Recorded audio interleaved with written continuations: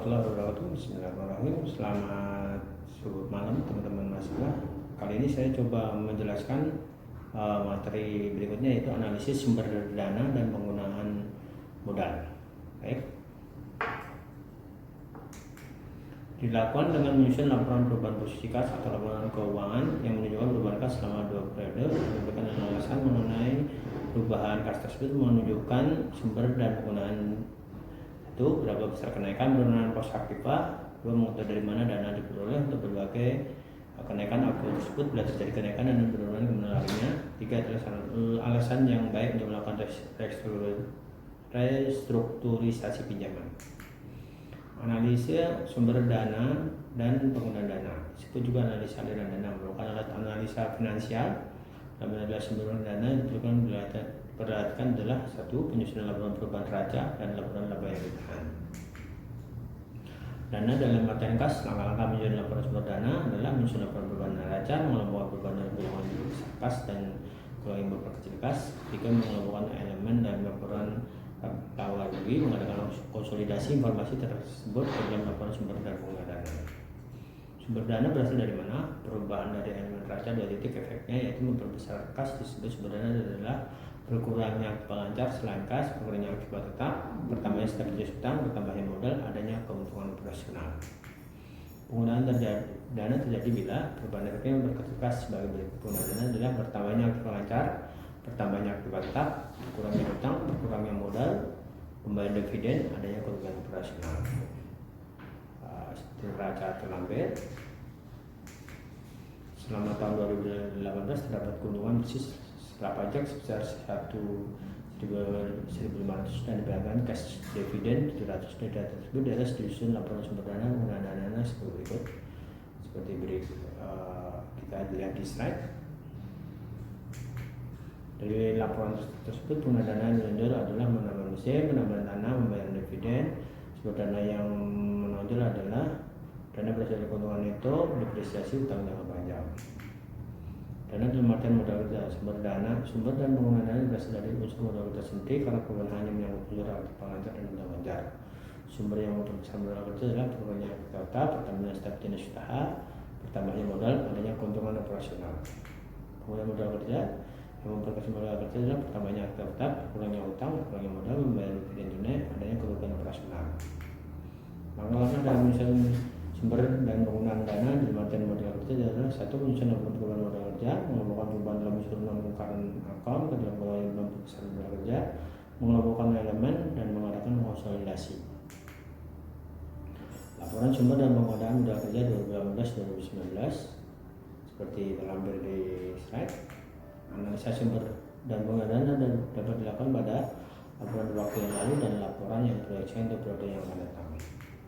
Sumber dan penggunaan modal kerja merupakan analisis yang berhubungan dengan sumber dana dan penggunaan dana yang berkaitan dengan modal kerja perusahaan. Artinya dari mana saja perusahaan memperoleh dana guna membiayai kegiatannya. Kemudian dana yang sudah diperoleh digunakan untuk aktivitas apa saja. Guna pinjaman atau modal untuk investasi seperti membeli dan membiayai aset tetap sesuai jangka panjang, dan digunakan berulang-ulang seperti menjaga dan gedung.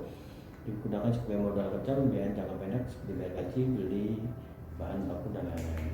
Pengertian dana adalah dana sebagai kas, dana dianggap sebagai uang bank di bank, dana dianggap sebagai modal kerja, dana dianggap sebagai surat aktiva yang milik perusahaan, dana dianggap sebagai hasil yang memiliki sifatnya sama dengan kas. Konsep modal kerja adalah kuantitatif. Modal kerja adalah seluruh aset lancar berguna mencukupi kebutuhan dana untuk membiayai operasi perusahaan dalam jangka pendek, disebut modal kerja. Kotor gross working capital. Konsep kualitatif berdasarkan kepada kualitas modal kerja yang membuat melihat sisi antara jumlah aset lancar dan kewajiban lancar, atau disebut juga modal kerja net working capital. Aset lancar lebih daripada utang perusahaan menunjukkan kepercayaan kreditor kepada pihak perusahaan.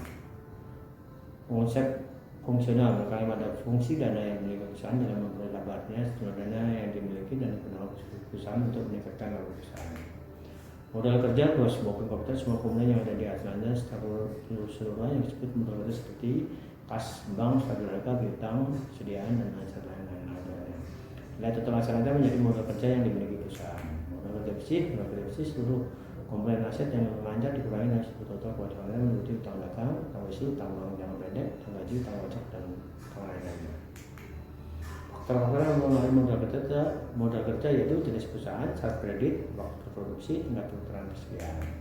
Sumber modal kerja adalah hasil operasi perusahaan, keuntungan penjualan saham, kemudian penjualan surat berharga, penjualan aset tetap, penjualan obligasi, memberikan pinjaman dan hibah dan sumber lainnya.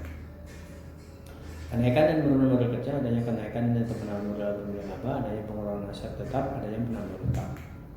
Penggunaan modal kerja untuk pengeluaran gaji, membeli bahan baku, menutupi kerugian akibat penjualan surat berharga, pembentukan dana, pembelian aset tetap, dan pembelian utang. Laporannya seperti tidak di slide. Ringkasan modal kerja sesuai terlihat di slide. Prestasi modal kerja, sumber modal kerja, hasil laba 1.500 penjualan 900, tinggi jumlahnya 2.500, penjualan saham 500, jumlah modal kerja 2.050, sehingga mesin 1.250 bantang bentuk, sehingga kenaikan modal kerja bersih adalah 210. Ada dua konsep modal kerja, yaitu modal kerja kuantitatif dan modal kerja kualitatif. Seperti contohnya seperti di slide. Kalau waktu yang mengalami modal kerja yang mengurangi yang gelap, bertambah yang tanggal panjang, bertambah yang modal, mengurangi yang bertambah yang penyusutan. Seperti telah terlihat di kotak bagan. Waktu yang mengalami modal kerja bertambah yang tetap, mengurangi modal yang banyak, mengurangi modal, kerugian yang diderita perusahaan, bayar dividen. Demikian kami sampaikan. Wassalamualaikum warahmatullahi wabarakatuh.